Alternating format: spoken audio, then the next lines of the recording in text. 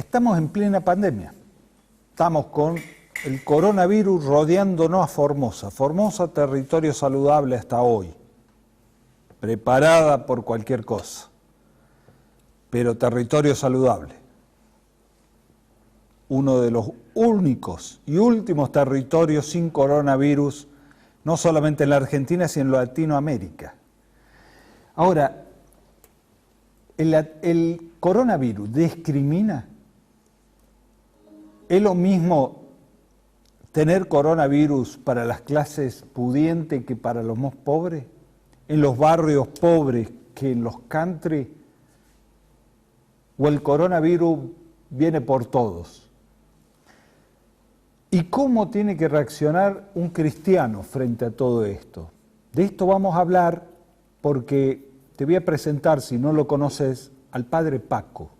El Padre Paco es un cura villero de provincia de Buenos Aires, comprometido con los más humildes. El Padre Paco dialogó con nosotros y hablamos de muchos temas que te invito a que lo veamos juntos. Isla Maciel es un suburbio de Buenos Aires. Las marcas de identidad de este lugar son la droga y la inseguridad, que gracias a acciones como las de Francisco, el cura, han descendido. El padre Francisco Olveira llegó aquí hace 12 años. Este sacerdote de origen español no es ni mucho menos un cura normal. Se trata más bien de uno de esos curas villeros tan populares en Argentina por dejarse la piel en las villas miseria. Acá hay muchas casas que nosotros hemos mejorado, pero muchísimas casas. Nosotros, una de las cosas que más trabajamos es el tema de la vivienda, del mejoramiento del hábitat popular, ¿no? Con su equipo de colaboradores de la Fundación Isla Maciel, además de mejorar las viviendas de la zona, Francisco también realiza talleres de formación profesional. Esta es la sede de la Fundación Isla Maciel, que pudimos construir con ayuda de padrinos, de donantes españoles y con ayuda de otra gente, también un poco del Estado Nacional. Acá es como nuestras oficinas y donde también hacemos distintos talleres. Por ejemplo, este taller de serigrafía, la idea es que puedan aprender un oficio con el que después puedan de alguna manera ganar la vida y rebuscar. Martín.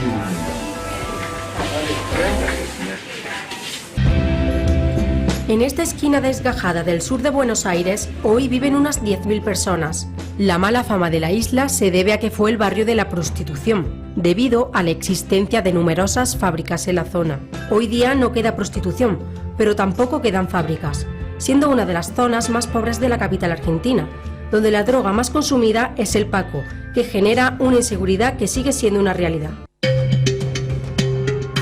Muy buenas noches, estoy con el Padre Francisco Paco Olveira. ¿Es así, Olveira? Es así, muy bien, que por lo general siempre dicen muy mal. Sí, yo lo pregunté así porque digo, bueno, como siempre lo escucho mal, digo, bueno, voy a ver si no meto la pata. Conocido como el Padre Paco, hoy le voy a contar a mi teleaudiencia una infidencia, hoy lo hablé más temprano y me lo encontré al Padre pasado por agua prácticamente, caminando la barriada, ayudando a una comprovinciana formoseña que vivía en ese asentamiento precario. Ahora recién lo encuentro tranquilo más en su casa. Un gusto, Padre. Lo mismo, de verdad. Padre, usted vive en un asentamiento, ¿no? Sí, un asentamiento que fue una toma de terrenos que se hizo hace 4 años, que está en el Gran Buenos Aires, en la zona de Merlo. El barrio se llama Barrio de Perón y es de la zona de Libertad dentro de Merlo. Hace 4 años se produjo esa toma. Al día de hoy, o sea, ¿es legal, diríamos, el asentamiento? ¿Ilegal, considerado ilegal? Claro, ya no, porque hablando con el intendente de Merlo, bueno, se tomó la decisión política, que termina siendo una decisión política, de convertirlo en barrio. Lógicamente, los municipios siempre al principio tienen que pedir el desalojo. Bueno, en este caso no se concretó. Lo que es una pena es tener que empezar así un barrio, ¿no? Porque además lleva muchísimo esfuerzo y no es digno. Lo digno es que el Estado, haga realidad lo que dice nuestra Constitución, que todos tenemos derecho a una vivienda digna. Así es. Y padre, ¿y tienen electricidad y agua? Agua no, hay muchos vecinos que no tienen todavía. Los que tienen es porque pudieron hacer la perforación. Y electricidad sí, porque Edenor nunca va a dejar sin cobrar unos pesitos. Y tenemos con un sistema prepago, como si fuera el celular que uno no le paga. Bueno, acá también, cuando te quedas sin poder recargar, se te corta la luz. A ver, para que entendamos un poco lo que no tenemos ese sistema, gracias a Dios y al Estado, ¿sí? Ustedes funcionan con una tarjeta tipo tarjeta SUBE que se recarga, ¿no es cierto? Cuando tenés plata, tenés luz, y cuando no tenés plata, no tenés luz. Exactamente, así es. Y encima, Sí. cuando vos vas a recargar, hay muchísimos comercios que te cobran por esa recarga, qué sé yo, 15, 20 pesos, una comisión, lo cual además también es ilegal. Y como la gente no suele tener plata para recargar mucho, claro, termina siendo un tanto por ciento muy elevado. Y en estos momentos de pandemia, ¿ustedes están en cuarentena en el barrio? Estamos en cuarentena en el barrio, pero lo podemos vivir, digamos, bastante mejor porque cada uno tiene su terrenito. La diferencia entre una villa de emergencia y estar hacinado. Es claro, acá hay mucha menos hacinamiento, aunque puede haber en una casita donde sí viva mucha gente. Claro. Y nuestra cuarentena, sobre todo, es una cuarentena barrial. Dentro del barrio te moves. Cuando haces algo que junta gente en el barrio, como ir a buscar la comida al comedor, ahí sí vamos con el barbijo, o si salimos del barrio, usamos el barbijo y bueno, el resto de la distancia social, etc. Claro. Que acá también la... Me imagino que los vecinos tienen que salir o salían antes a changuear, a buscarse la changa para el día, ¿no? ¿Cómo se están manejando? Me quedé pensando con la luz en estos momentos en el barrio, cuando tal vez ese vecino no puede ir a changuear por el tema de la cuarentena.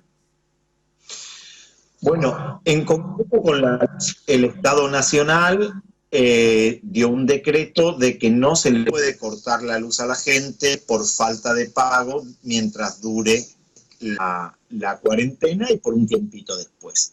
Sin embargo, Edenor no lo cumplía acá en nuestros barrios ni con el prepago. Tuvimos que hacer una pequeña o gran movida y finalmente Edenor, porque Edenor decía, no estamos preparados para esto, no tenemos la solución técnica para hacerlo, pero qué casualidad que cuando la cosa tomó estado público, encontraron la forma. De que no nos corten la luz. Pero fue una pelea, fue una lucha, como todo. Sí, sí. Ninguna multinacional, por decirlo de alguna manera, te va a regalar nada. Y a eso estaba pensando, ¿no? Estos tipos, para colmo, es un grupo privado y monopólico de la electricidad en el país, que es un tal Mindy, que es el que tiene, ¿no?, el dueño de la energía en el país, ¿no? Y en tiempo de pandemia, uno dice, bueno, espera algo de solidaridad cristiana por parte de estos muchachos, pero tal vez van a la iglesia, tal vez, yo no sé, tal vez Mindy profesa otra religión, pero lo mismo cree en Dios, tal vez va a su templo según su religión, pero ¿Qué me dice con respecto a esto, padre? Porque en medio de la pandemia vemos que aflora todo, ¿no? O sea, como que la pandemia deja al descubierto quién es quién, ¿no? ¿Usted lo vive así? ¿Lo ve así? Claramente. Por parte ves a los sectores populares, a la gente más humilde, que hacen en cada esquina una olla popular, que uno pone 2 cebollas, el otro pone un tomate, que el otro pone un paquete de arroz, de forma de que no haya nadie que se quede sin comer. Y a esto yo quiero sumar un Estado nacional que está presente, en nuestro caso también un Estado provincial y un Estado municipal. Después tenés por la otra parte, en la otra punta, digamos, verdaderamente ambiciosos, ¿no? Que no son capaces ni en estos momentos de perder algo de sus privilegios, y ciertamente eso se pega de cabeza con por lo menos con la concepción cristiana de la vida, y creo que con la concepción de cualquier persona, hombre o mujer de buena voluntad. Hay un dicho de la teología de la liberación que resume muy bien, ¿no? Dice algo así como que si la coexistencia entre ricos y pobres no fuera fruto de la injusticia, que lo es, claramente lo es, igualmente sería un gran fracaso de la condición humana. Hoy vivimos un tremendo fracaso de la condición humana, y quizás lo que ha hecho esta pandemia es todavía ponerlo más en claro para el que no la tuviera.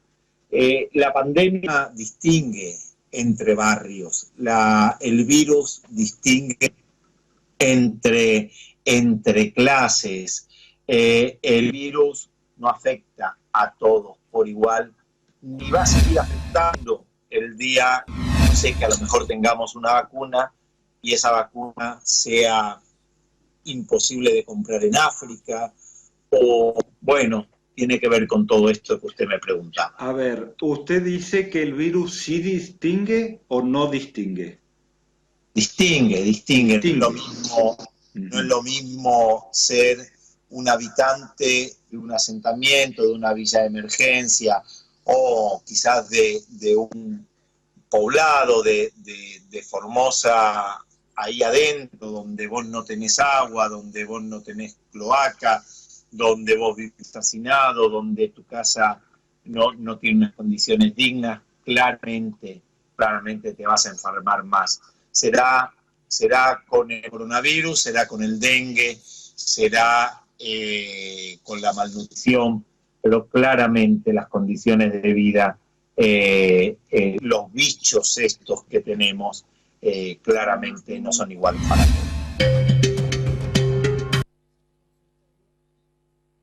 Y estamos dialogando con el padre Paco, y mientras escuchaba parte de lo que iba diciendo el padre, yo pensaba en Potrero Los Caballos. ¿Usted sabe dónde queda Potrero Los Caballos? Ruta 11, ¿sí? Pasando la entrada al IC, un poquito más allá está Potrero Los Caballos. Usted sabe que Potrero Los Caballos no tenía luz hasta no hace mucho, no había luz eléctrica. ¿Por qué? Porque la cooperativa del Colorado, que depende de Potrero Los Caballos, no era negocio llevar el tendido eléctrico hasta ahí, sino estaba el Estado provincial para poner luz en Potrero Los Caballos. Hoy, esta noche, en Potrero Los Caballos, me están viendo. Hay luz, hay electricidad. Estamos hablando en el siglo XXI, ¿no? Pero eso es gracias a políticas de Estado, a inversión del Estado, lo que para Macri era un gasto. Eso era gastar. Para nosotros es invertir, porque la luz te trae no solamente el televisor, la heladera en Formosa con 52 grados de calor, los chicos con las netbooks, en Potrero Los Caballos ahora hay luz. Mientras, ahí nomás del Obelisco, ahí nomás en Buenos Aires, prepaga, una especie de sube, que si vos tenés plata tenés luz, cuando te quedás sin plata se te corta la luz, la heladera. ¿Me entendés la diferencia entre el modelo formoseño y lo que hay afuera de cruzando el Bermejo? Te lo está contando alguien que vive ahí, en los lugares más humildes de Buenos Aires, en donde votaron masivamente, supieron votar a Macri para presidente. Mirá, compará. Venimos de un infierno como fue la era de los 4 años de Macri. Venimos de ese infierno y encima nos agarra la pandemia. De todo esto hablamos con el padre Paco. El coronavirus y el hambre, ¿cuál de las dos pandemias es la que más usted siente que pega? A ver, si uno mira nuestro mundo, sabemos que hay una gran parte de la población que no tiene el acceso a una alimentación digna y que nuestra patria, lamentablemente, en los últimos 4 años, en los barrios populares, en las zonas más humildes, hemos pasado un verdadero infierno. Uh-huh. Si a esto vos sumas la pandemia, y bueno, tenés un cóctel absolutamente explosivo, que para mí no explotó porque hoy tenemos un Estado presente que, si bien nada es suficiente, nada alcanza, es su economía de subsistencia, pero por lo menos nos está permitiendo manejar esta situación. A ver, yo digo, mi vecina, que es viuda, que solamente vive de la asignación universal por hijo, hoy ella económicamente está mejor que antes de la pandemia. Doble asignación universal, tarjeta alimentar, el ingreso familiar de emergencia, el comedor que está mejor surtido que antes, porque hasta el 2015 realmente fue una lucha y a veces dabas harinas y eso no es alimentar a la gente, alimentar a tu vecino, pero no tenías posibilidad de conseguir carne, de conseguir verdura. Bueno, hoy tenemos los puntos solidarios que por medio del municipio, bueno, tenemos lo necesario para darle de comer a nuestra gente y ayuda solidaria de mucha gente también. Bueno, esa es una punta. La otra punta es cierto, el que vivía su changa de cada día y no puede vivir de esa changa, realmente la está pasando mal, aunque también tiene estas ayudas del Estado. Claro.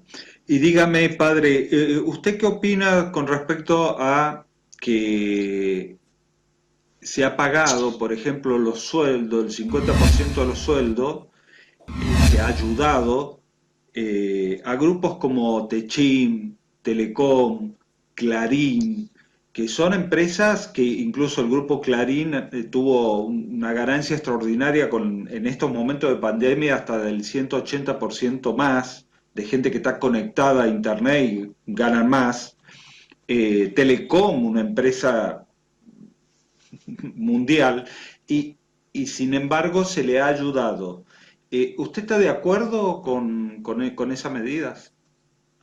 A ver, yo quiero y confío en este gobierno y quiero entender que alguna razonabilidad debe tener, sobre todo si uno ve la letra chica, y algo de eso me fui enterando porque a mí también me llamó la atención, de que no pueden, no sé, estoy quizás medio inventando, pero sí. No pueden llevar plata a paraísos fiscales, no pueden hacer determinadas cosas. Es más, alguna de estas empresas dice que van a renunciar justamente porque se dedican a hacer eso, ¿no? No pueden repartir dividendos, etcétera. Igual te llama la atención porque tienen espalda, claro, para poder cuidar de sus empleados, claramente. Como te llama la atención que los sindicatos hayan arreglado que el trabajador gane un 25% menos, el otro 50% lo pone el Estado. Bueno, después la Constitución dice que el trabajador tiene derecho a una parte de las ganancias de las empresas. Eso nunca se hace. Nunca. Ahora, repartir pérdidas siempre se hace. Sí, sí. Vivimos en el mundo al revés, ciertamente. Es como que todavía hay resabio de un neoliberalismo que no podemos terminar de cortar, como que el virus neoliberal sigue dando vuelta. Frente a eso, ¿usted qué opina que se debería hacer? Creo un Estado que esté presente y que redistribuya. Sí. Yo creo pero que redistribuya entre quiénes. Porque acá hemos redistribuido masivamente, claro. Parece. Y encima tenemos una deuda. Claro, y los que generaron esta deuda llaman a no enfriar la economía cuando ellos la enfriaron durante 4 años, y te dicen que estás en la hora de la cuarentena, y te dan recetas económicas cuando destrozaron la economía durante 4 años.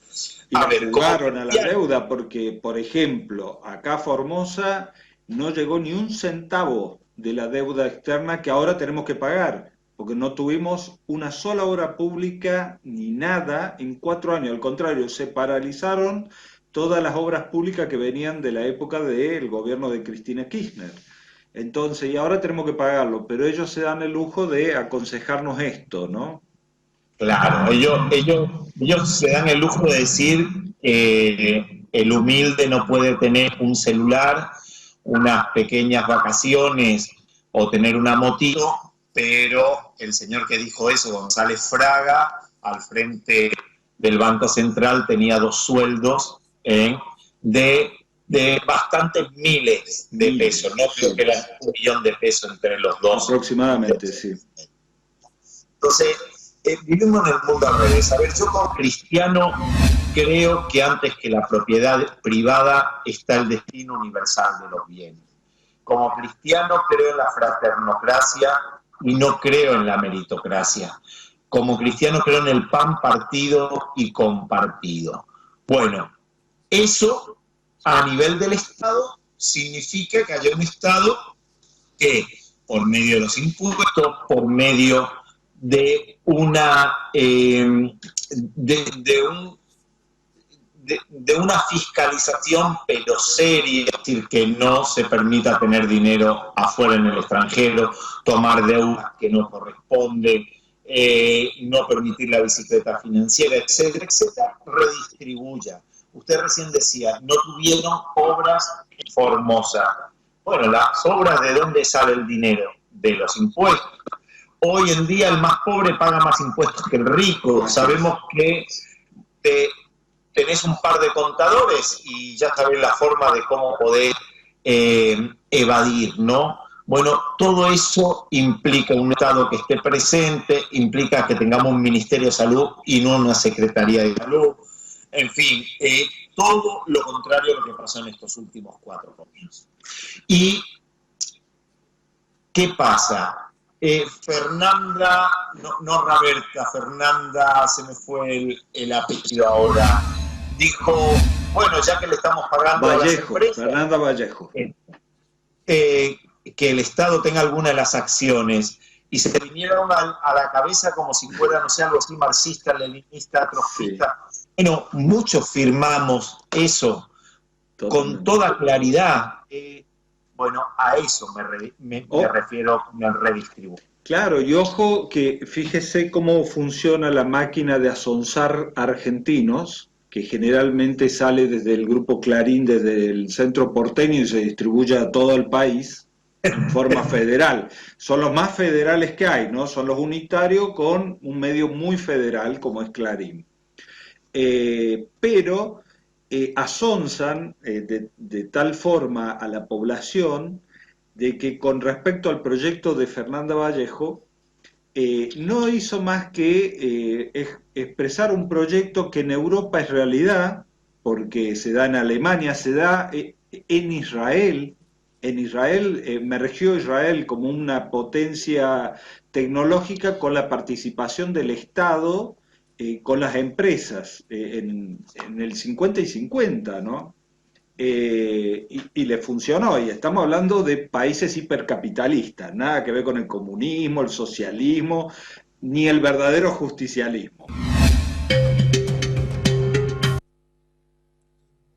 Hablando con un sacerdote cristiano que es muy particular, es muy querido, especialmente por la militancia peronista en el Gran Buenos Aires, porque es un hombre que vive como Jesús dijo que había que vivir, con los pobres, que había que compartir el pan, que no había que acaparar el pan o aumentar el precio del pan o venderle pan vencido a la gente, ¿no? Como vemos algunos comerciantes esta semana del Colorado, que estaban vendiendo alimentos vencidos, y cuando fue el Estado provincial a poner orden, los tipos salieron rompiendo la cuarentena a protestar, un bochorno, y después se descubrió que eran todos militantes de Cambiemos. Ahora, hablando de Cambiemos, hablamos con el padre sobre los ricos, los cristianos y los peronistas, de esa forma. Por ser cristiano soy peronista, porque vivo en la Argentina y claramente el justicialismo tiene los valores cristianos. Estoy hablando de los valores cristianos, doctrinarios, humanos, la fraternidad, el compartir, una comunidad organizada, una comunidad donde todo el mundo tenga tierra y trabajo, cosas re básicas. Y a eso iba, ¿no? Porque digo yo, bueno, a ver, ¿qué haría Jesús en momentos de coronavirus, como ahora? ¿Qué haría Perón si estuviese en el lugar de Alberto Fernández ahora y en este país? ¿Qué opina usted que harían estos dos hombres? A ver, yo, cuestiones técnicas, concretas, la verdad que me cuesta decirlo. Primero, porque no tengo esa sabiduría, y además, segunda, porque uno, siempre hablamos de eso de la correlación de fuerza, ¿no? Aunque hay quien te dice, bueno, nunca hay correlación de fuerza, siempre la fuerza la tienen ellos, solo que a veces tenés que dar el paso. Eso nos lo decía mucho Amado Vudú cuando íbamos a visitarlo a la cárcel. Él nos decía, cuando nosotros avanzamos con la Asociación Universal por Hijo, cuando avanzamos con esa política, estamos en el primer momento, veníamos de perder con la 125, el campo, y sin embargo dijimos teníamos que hacerlo. Cuando se avanzó con las AFJP fue después de ese momento, y no teníamos correlación de fuerza, pero teníamos la seguridad, la convicción de que era el camino. A ver, yo creo que hay algunas herramientas que creo que Perón usó en su momento, que son las que tienen que ver con el comercio interior y con el comercio exterior, la que tiene que ver con el tema de los precios, que ir mucho más allá que los precios máximos. Digo, a mí sí me gustaría alguna de esas cosas. A mí sí me gustaría poner un freno más grande a la ambición de este capitalismo salvaje en el cual vivimos. No sé hasta dónde es posible. Tengo claro que Jesús agarró un látigo y echó a latigazo al templo, los mercaderes. A los mercaderes, en nombre de Dios, utilizaban la fe del pueblo y se enriquecían a costa de la fe del pueblo. Tengo clarísimo que Jesús le dijo a la gente, nos dijo a nosotros, denles ustedes de comer, ¿sí? Cuando los discípulos dicen, mira, ya te siguieron todo el día, que se vayan a buscar la comida, no, denles ustedes de comer. Tengo clarísimo eso. ¿Cómo se hace técnicamente? No sé, pero que tendríamos que intentar ser un poquito más audaces, la verdad me encantaría. Está claro que estamos viviendo en un mundo al revés, ¿no? Hay tan pocos que tienen tanto y tantos que tienen tan poco. Hay Carlos Mujica decía, lo único que se inventó para que los ricos dejen de ser, perdón, para que los pobres dejen de ser pobres, es que los ricos dejen de ser ricos. La torta es una. Si uno tiene muchos pedazos de torta, al otro le deja sin comer. Así es sencillo. Usted entiende el cristianismo de esa forma, ¿no es cierto? Creo que no hay otra. Pero bueno. Pero no todos los cristianos, a pesar de ser cristianos, de ir los domingos a misa, sienten lo mismo. ¿Será que esos cristianos lo hacen por una cuestión de tradición o porque no creen realmente en el Dios que nos dio a toda la tierra sin alambre? Porque Dios no nos alambró cuando hizo a Adán, al primer hombre, a la primera mujer, no alambró los campos, ¿no es cierto? Fue el egoísmo del hombre que fue generando, y la ambición del hombre que fue generando todo eso. Ese Dios, creador de todo para todos, ¿no? Acá yo vivo con pueblos originarios. Los pueblos originarios dicen, nosotros teníamos la farmacia natural, teníamos el supermercado abierto todos los días y gratis, porque la Pachamama, porque la tierra nos daba todo, y eso es un regalo divino. Ese Jesús que usted dice que con el látigo corrió los mercaderes del templo, el Jesús que repartía los panes, no que acaparaba los panes o especulaba con el precio del pan. Es como que divide las aguas, como decir, bueno, a ver, si sos cristiano, ¿cómo podés apoyar un modelo que acapara el pan, que te aumenta la luz de la vela cuando hay oscuridad? ¿Cómo puede ser cristiano? ¿Cómo se entiende ese cristiano? A ver, yo no me voy a meter en el corazón de cada uno, pero que claramente, si uno lee el Evangelio, ve la centralidad de un tema, o Dios o el dinero. En eso Jesús es muy, muy claro. Y te lo dice de distintas maneras, muy, muy claramente. Él dice, no podés servir a Dios y al dinero porque elegirás uno y dejarás al otro. Te pone el ejemplo de un señor que tenía grandes tierras, que había tenido gran cosecha y que dice, ¿qué voy a hacer? Y arma grandes silos en vez de... más real que con lo que pasa hoy en nuestra patria, que siguen guardando la cosecha, esperando que siga subiendo el precio del dólar, no son capaces de sacar su cosecha. Y Jesús le dice, un día Dios le va a pedir cuenta, y en esa parábola dice, se murió y se quedó sin nada.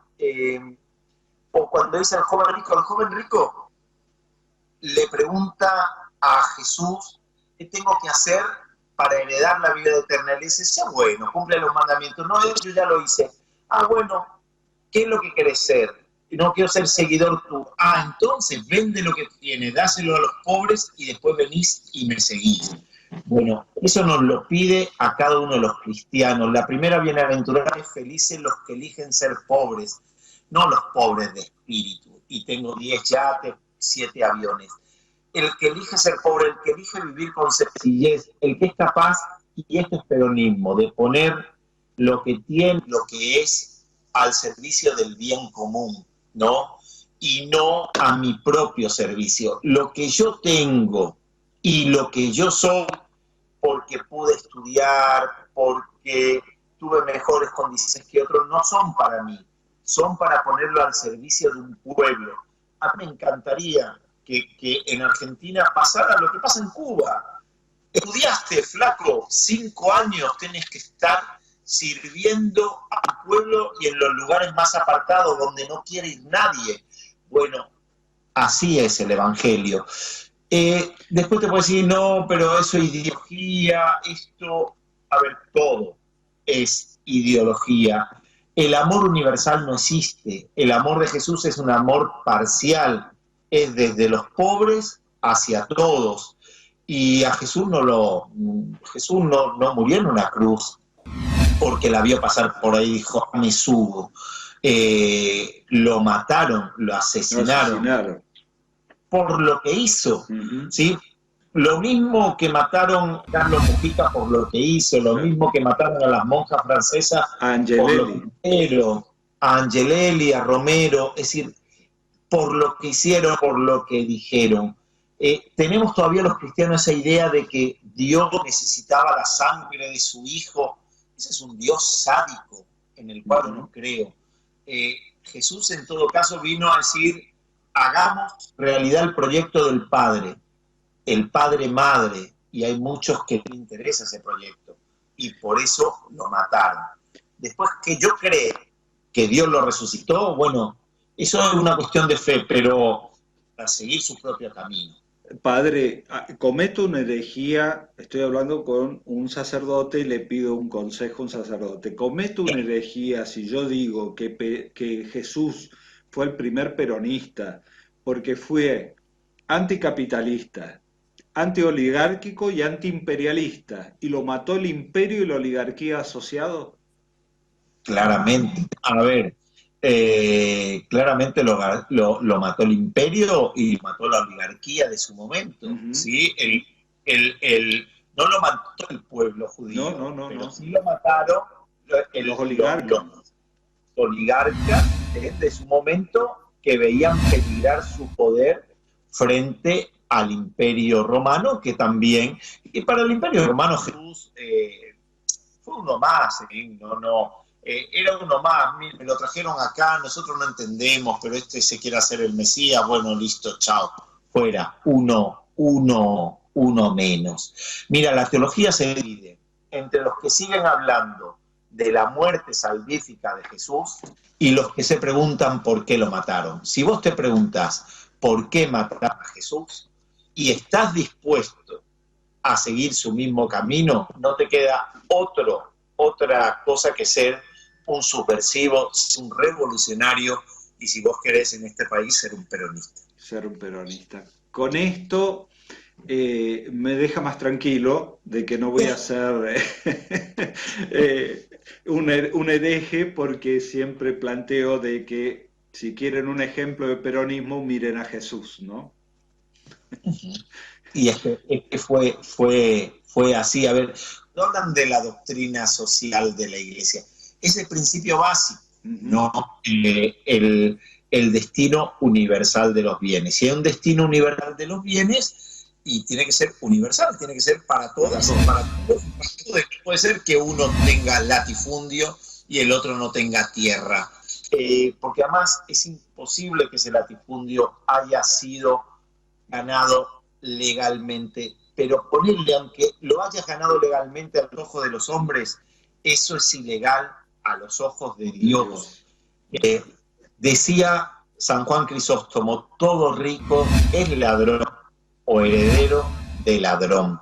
Sobre todo, ¿por qué? Porque no tiene la capacidad de ser compasivo, de ser con el otro.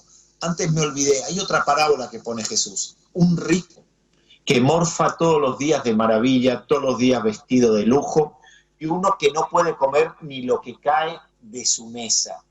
El pobre que no puede comer eso tiene nombre, se llama Lázaro, el rico no lo tiene, se mueren. Uno va al cielo, el pobre, el otro al infierno.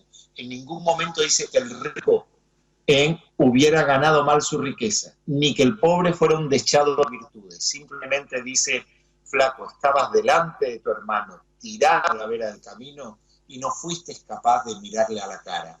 Así de sencillo es el Evangelio. Al que le guste bien y al que no, está bien que no le guste, pero ser cristiano es ser así. Y al que no le gusta, ellos han encontrado algo muy... Usted decía que Jesús decía, o Dios o el dinero. Y estos muchachos hicieron una síntesis, Dios, dinero. Mira, a mí me duele tanto, ¿no? Cuando en nombre de Dios hacemos plata. Y es fácil hacer plata en nombre de Dios. Hay quien te vendió el alcohol en gel bendecido, porque así no te vas a agarrar el coronavirus. Hubo un pastor de Australia que dijo que si daban, no sé, el diezmo, pero a su iglesia no te iba a agarrar el coronavirus, ¿no? Somos muy fáciles para utilizar a Dios. Yo digo, si quiero, me invento mañana una aparición de la Virgen y me lleno los bolsillos, o me hago cura sanador. A ver, la única sanación es estar al lado del que sufre, al lado del enfermo. Eso no es que yo no crea en los milagros, pero sobre todo creo en el milagro del amor concreto, el amor que se hace barro, del amor que pisa donde está el dolor del pueblo. Padre, yo me siento reconfortado de poder charlar con usted. Quise hacer el comentario ese inicial de que cuando lo llamé hoy lo encontré caminando el barrio y caminando el barro junto al pueblo y con el pueblo, y es un ejemplo para todos nosotros, usted como cristiano y como peronista también. Así que le quiero agradecer muchísimo que me haya atendido hoy y que haya estado en mi programa. Bueno, nada, al querido y lindo pueblo de Formosa, un abrazo fraterno. Bueno, desde Buenos Aires tenemos que dar un codazo fraterno porque acá sí tenemos el coronavirus, y pedirle al Señor que puedan seguir trabajando por tierra, por techo, por trabajo, que cuidemos de la creación, de la casa común, que nadie se salva solo, que Dios y la Virgencita nos bendiga y nos dé mucha fuerza, y bueno, gracias por ser ese pueblo tan lindo, y termino nada más con esto, si me permitís. Por favor. Los santos que usted me nombra no son de mi devoción. Yo solo tengo dos santos, Santa Evita y San Perón. Un abrazo. Un abrazo, compañero y padre y hermano. Muchas gracias. Gracias. Muchas gracias. Y después de esta entrevista, como Dios manda, vamos a la pausa, señor director, y ya volvemos con más Informe Krivitsky.